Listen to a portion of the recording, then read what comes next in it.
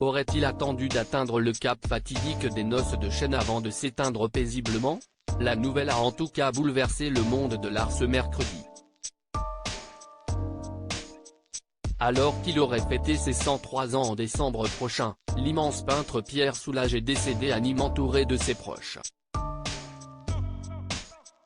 Si est une triste nouvelle, je viens de raccrocher avec sa veuve, Colette Soulages, a expliqué son ami Alfred Pacman, directeur du musée qui porte son nom à Rodez, sa ville natale. Une veuve qui va désormais devoir vivre sans celui qu'elle avait épousé le 24 octobre 1942, il y a exactement 80 ans, en pleine guerre mondiale, alors que tous les deux étaient en pleines études d'art à Montpellier. Une histoire d'amour toujours liée à la peinture, puisque jusqu'au bout de sa vie, l'artiste n'a jamais cessé d'être actif dans le milieu de la peinture.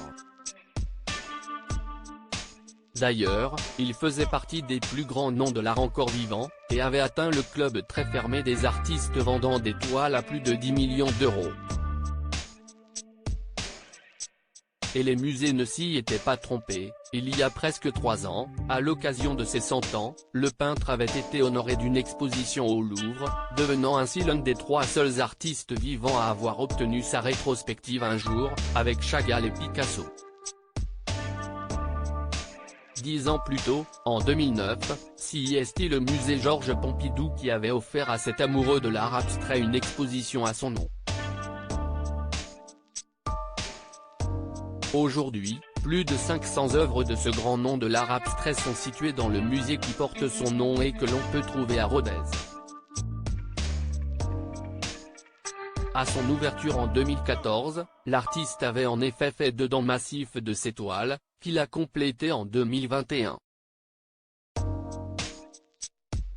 Lors de l'inauguration, François Hollande avait notamment fait le déplacement et lui avait rendu hommage dans un discours très touchant devant l'un de ses grands tableaux. Pierre Soulages, vous êtes, je sais que je vais heurter votre modestie, le peintre vivant aujourd'hui le plus exceptionnel, avait déclaré le président. Rodez, vous y êtes né, c'était hier, il y a 94 ans. Rodez, vous lui faites le plus beau des cadeaux avec vos œuvres, votre adhésion, au projet de musée Soulages, longtemps rejeté, note de la rédaction, ainsi que celle de Colette, car vous êtes toujours 2 à décider. Sa veuve, justement, pourra désormais s'occuper du musée, bien que le choc ait dû être rude.